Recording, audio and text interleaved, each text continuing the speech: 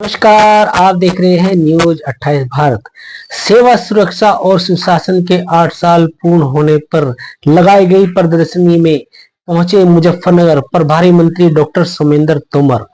यहां पर उन्होंने विधिवत रूप से दीप जलाकर प्रोग्राम का उद्घाटन किया। उनके साथ रहे अभिषेक चौधरी गुज्जर और अंचित मित्तल। यहाँ पर भाजपा के तमाम नेता उनका स्वागत करने के लिए पहुंचे। साथ में रहे जिले के तमाम आला अधिकारियों ने सोमेंद्र तोमर को बुक्के देकर उनका स्वागत किया। साथ में रहे भारतीय जनता पार्टी के नवनियुक्त जिला अध्यक्ष सुधीर सैनी। यहाँ पर इस कार्यक्रम में डॉक्टर सोमेंद्र तोमर ने सरकार की 8 साल की उपलब्धियां गिनाई। उन्होंने कहा कि किस तरह से मेरे मंत्रालय बिजली विभाग में हम लोगों ने तरक्की की है, हम लोगों ने कैसे कैपेसिटी को बढ़ाया है और क्या क्या परेशानियां हम लोगों ने झेली है इस कैपेसिटी को बढ़ाने के लिए। उन्होंने आगे कहा कि उत्तर प्रदेश सरकार लगातार निरंतर कोशिश कर रही है कि हम हर आदमी तक 24 घंटे बिजली पहुंचाए और सारी सुविधाएं उनको दे। देखिए पूरी रिपोर्ट सिर्फ न्यूज 28 भारत पर।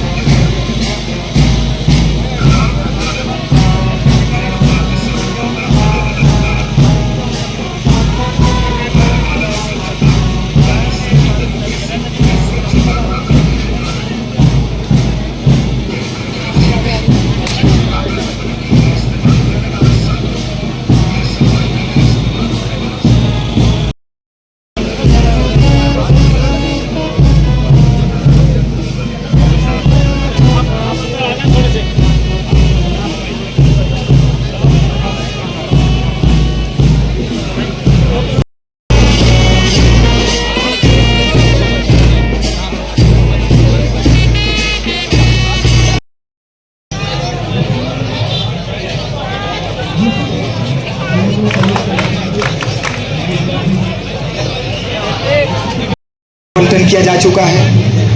प्रत्येक वर्ष 40 करोड़ टन फल और सब्जियों का उत्पादन के साथ हम देश में प्रथम स्थान पर बने हुए हैं। ग्रामीण क्षेत्रों में इस समय 20 घंटे विद्युत आपूर्ति, तहसील क्षेत्र में 22 और जनपद मुजफ्फरनगर पर जनपद मुख्यालय पर 24 घंटे बिजली। ये उत्तर प्रदेश के लिए गौरव का विषय है। निजी नलकूप के बिजली बिलों में लाभार्थियों तक धनराशि उनके खाते में हस्तांतरण करने के लिए हम जो पूरे भारतवर्ष में हम प्रथम स्थान पर बने हुए हैं।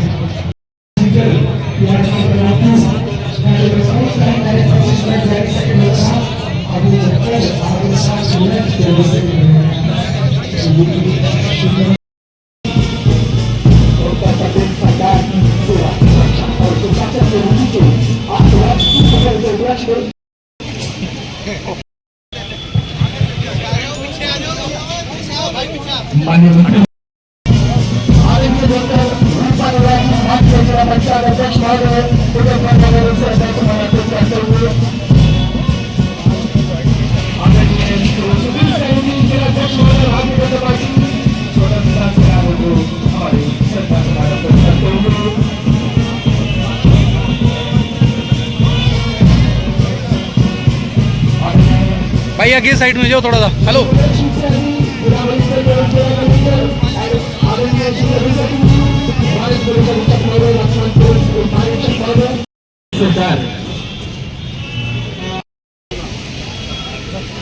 सरकार का 8 साल का कार्यकाल आज के दिन ही मतलब आज 8 साल पूरे हो रहे हैं। इस अवसर पे जनपद में इस दौरान जो बेहतर काम हुए विकास के क्षेत्र में, लोक कल्याण के क्षेत्र में, उनको एक मेले के रूप में प्रदर्शनी लोगों ने आम मानस के समक्ष रखने का प्रयास किया है। इस कार्यक्रम में अपनी उपस्थिति से मंत्री जी उपस्थित हैं। मैं आदरणीय मंत्री जी का हृदय की गहराई से स्वागत करता हूं, अभिनंदन करता हूं।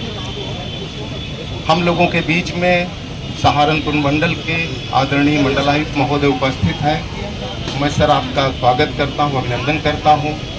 हम लोगों के बीच में जनपद के हमारे जिला पंचायत अध्यक्ष महोदय मौजूद हैं, जिलाध्यक्ष भारतीय जनता पार्टी, नगर पालिका की चेयरपर्सन और बहुत सारे हमारे सभी सम्माननीय लोग यहाँ महनीय लोग उपस्थित हैं। मैं सबकी हृदय की से स्वागत करता हूँ।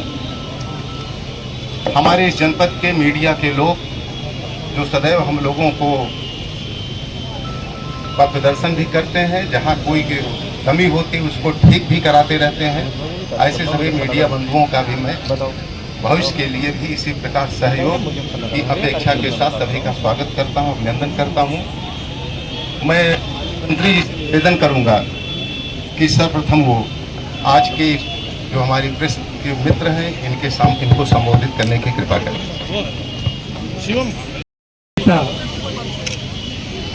और विकास भी और विरासत भी, उत्तर प्रदेश का विकास और हमारी जो सांस्कृतिक धरोहर है उन विरासतों को भी हम आगे बढ़ाने का काम करें। और उसी का परिणाम है कि विश्व का सबसे बड़ा धार्मिक आयोजन जब महाकुंभ उत्तर प्रदेश के अंदर होता है तो लगभग 66 करोड़ 30 लाख उसमें प्रतिभागी बनते हैं, लोग आते हैं। तो ये सनातन धर्म को आगे बढ़ाने के लिए एक बड़ा धार्मिक आयोजन हुआ नए भारत के नए उत्तर प्रदेश में। हम लोग पिछले 8 वर्ष में यदि देखें तो 8 वर्ष पहले जब उत्तर प्रदेश की चर्चा होती थी, 2017 से पहले उत्तर प्रदेश की पहचान एक बीमारू राज्य के रूप में, लेकिन आज उत्तर प्रदेश के ट्रांसफॉर्मेशन की चर्चा सिर्फ राष्ट्रीय स्तर पर नहीं अंतर्राष्ट्रीय स्तर पर हो रही है। कानून व्यवस्था की चर्चा आज अंतर्राष्ट्रीय स्तर पर है और देश ही नहीं यदि विश्व में भी कहीं कोई घटना होती है तो लोगों की जबान पर सिर्फ एक ही बात होती है कि योगी मॉडल लागू होना चाहिए। किसान, उस अन्नदाता किसान की चिंता यदि किसी ने की, हम लोगों ने सरकार बनने के बाद सबसे पहले 36,000 करोड़ का हम लोगों ने जो किसानों को ऋण मोचन के माध्यम से कार्यक्रम किया। आज मुझे बताते हुए खुशी है कि कृषि के क्षेत्र में चाहे खाद्यान्न की बात हम लोग करें, हम गन्ने की बात करें, आज उत्तर प्रदेश नंबर 1 पर है। जहां 2017 से पहले हमारी जो कृषि दर थी वो 5%, लगभग 5% के करीब थी, आज वो 13% के करीब माननीय योगी जी के नेतृत्व में पहुंची। हम लोग गरीबों की जो वरीयता को मूल मंत्र मानकर 6 करोड़ लोगों को गरीबी रेखा से ऊपर ले जाने का काम माननीय योगी जी की सरकार ने किया। प्रदेश के लगभग 15 करोड़ लोग जिन्हें निःशुल्क खाद्यान्न उपलब्ध कराने का काम भी हमारी योगी जी की सरकार ने किया। लगभग 1.86 करोड़ के करीब लोगों को निःशुल्क गैस कनेक्शन, 2 करोड़ 86 लाख लोगों को किसान सम्मान निधि का लाभ, और जब मैं बात करूं चिकित्सा सुरक्षा कवच की तो लगभग 9 करोड़ लाभार्थियों को हम लोगों ने चिकित्सा सुरक्षा कवच दिया। निःशुल्क आवास लगभग 56.5 लाख लोगों के लिए। और हम लोग को याद है कि जब वृद्धावस्था पेंशन, निराश्रित पेंशन और हमारे अनुसूचित वर्ग के विद्यार्थियों के लिए, चाहे वो पिछड़े वर्ग के लोग, चाहे वो हमारे सामान्य वर्ग के छात्रों, 100% छात्रवृत्ति हमारे अनुसूचित वर्ग के लोगों को मिले, वो भी सरकार ने प्रावधान किया है। और लगभग 2017 से पहले पिछड़ा वर्ग के हमारे जो छात्र थे उन्हें 1200 करोड़ के करीब छात्रवृत्ति मिलती थी, लेकिन इस बार 2800 करोड़ के करीब छात्रवृत्ति हमारी सरकार के द्वारा लाए गए। डीबीटी के माध्यम से 10,000 करोड़ की बचत अनुमानित है और लगभग 2024-25 में 9 करोड़ 8 लाख लोगों से अधिक लोगों को 1,11,637 करोड़ रुपए हम लोगों ने डीबीटी के माध्यम से भुगतान किया। वर्तमान में राज्य की जीडीपी में 28% का योगदान। और जब देश के प्रधानमंत्री जी कहें कि देश 5 ट्रिलियन की अर्थव्यवस्था बने,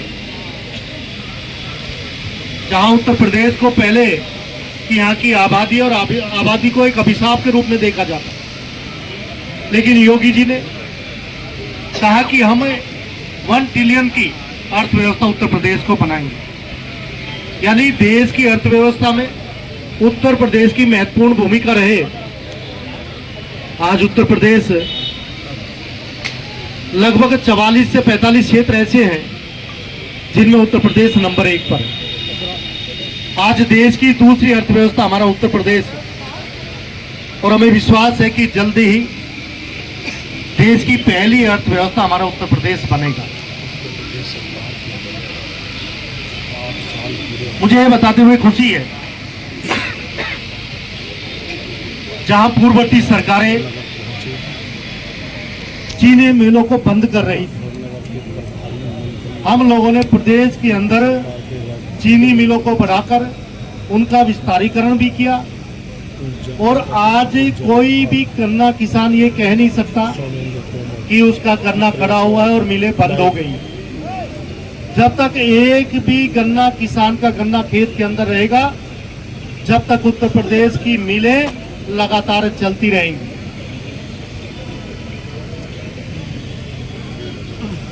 जब मैं इंफ्रा की बात करूं तो देश में उत्तर प्रदेश के अंदर 2017 से पहले लगभग 1.5 एक्सप्रेस हाईवे थे, लेकिन आज लगभग 6 एक्सप्रेस हाईवे। और आज यदि आप गूगल पे देखेंगे और गूगल पर आप एक्सप्रेस वे स्टेट के रूप में लिखेंगे तो उसमें उत्तर प्रदेश अपने आप लिखा हुआ आ जाएगा। यानी 11 ऐसे एक्सप्रेस हाईवे जो या तो उन पर काम चल रहा है या अभी पाइपलाइन में है। और जैसे ही गंगा एक्सप्रेस वे बन जाएगा, और मैं पश्चिम के लोगों के लिए खासकर मुझे बताते हुए खुशी है कि पहले मेरठ से गंगा एक्सप्रेस वे, और मुझे बताते हुए खुशी है कि एशिया का सबसे बड़ा एयरपोर्ट जेवर स्थापित होगा, जिसका लाभ हमारे सभी पश्चिमी उत्तर प्रदेश के सम्मानित नागरिकों को मिलेगा। जब हम वाटरवेज की बात करें, जल मार्ग से सिर्फ ही व्यापार होता था, जो कि यातायात का एक बड़ा माध्यम है। अभी इनलैंड वाटरवेज अथॉरिटी बनाई गई है और हल्दिया से वाराणसी तक जल मार्ग पुनः प्रारंभ हुआ है। अभी इसे प्रयागराज और अयोध्या तक आगे बढ़ाने की सरकार की योजना है। यदि मैं ऊर्जा विभाग की बात करूं तो 2017 से पहले प्रदेश के अंदर बिजली आने से ज्यादा जाने की चर्चा होती थी। हम लोग देखते थे कि 8 दिन दिन में बिजली आती थी और 8 दिन रात में बिजली आती थी। और यदि लो वोल्टेज की हम लोग बात करें तो पानी सिंचाई के पानी की पाइप में क्या स्थिति थी, हमारे किसान बंधु और आप भी क्योंकि किसान परिवार से जुड़े होंगे अच्छी तरह जानते हो। और वीआईपी श्रेणी में कुछ जिलों को रखा गया था। वो 4 जिले जिनमें बिजली दी जाती थी, बाकी प्रदेश उससे वंचित था। लेकिन उत्तर प्रदेश की यशस्वी मुख्यमंत्री पूज्य योगी आदित्यनाथ जी के नेतृत्व में हमारे लिए पूरा उत्तर प्रदेश एक समान है। सभी उत्तर प्रदेश के सम्मानित नागरिकों को समान रूप से बिजली मिले, क्योंकि आज बिजली हम देखते हैं कि दैनिक उपयोग में हम लोगों के लिए एक बड़ा पार्ट प्ले करती है। जैसे हम लोगों के लिए पानी की आवश्यकता है, खाने के लिए भोजन की आवश्यकता है, ऑक्सीजन की आवश्यकता है, इसी तरह से बिजली हम लोग के लिए आवश्यक हो गई। 24 घंटे बिजली देश के सम्मानित, हमारे प्रदेश के सम्मानित नागरिकों को मिले, आज उसी दिशा में उत्तर प्रदेश की सरकार काम कर रही है। हम लोगों ने लगभग, जब मैं बात करूं कि पिछले 70 वर्षों में 2017 से पहले लगभग 1,28,494 मजरे थे जहां बिजली पहुंची हुई थी। लेकिन 2017 से बाद में, 2017 से 2024-25 तक अब 2,49,000 ये मजरों की संख्या पहुंची है, जिसमें 1,21,000 अकेले इन 8 वर्षों में इन मजरों तक हम लोगों ने बिजली पहुंचाई है। 2012 से 17 के बीच लगभग 8.5 लाख कनेक्शन दिए गए, लेकिन पिछले 8 वर्षों में हम लोगों ने 165 लाख कनेक्शन उत्तर प्रदेश के सम्मानित नागरिकों को दिए। हम लोगों ने नए बिजली उत्पादन के लिए भी, क्योंकि पहले लगभग 6,000 मेगावाट 2017 से पहले अपनी जो स्थिति थी उत्तर प्रदेश के अंदर 6,000 मेगावाट थी। हम लोगों ने उस क्षमता को बढ़ाकर, चाहे हमारा कानपुर का हो, घाटमपुर का हो, वहां पर 2025 से उत्पादन हमारा प्रारंभ हो जाएगा। 9926 नए ट्रांसफार्मर की स्थापना, क्षमता वृद्धि, और प्रत्येक जिले में कई हजार करोड़ रुपए के काम हमारे रिवैम्प डेवलपमेंट स्कीम योजना के अंदर हो रहे हैं।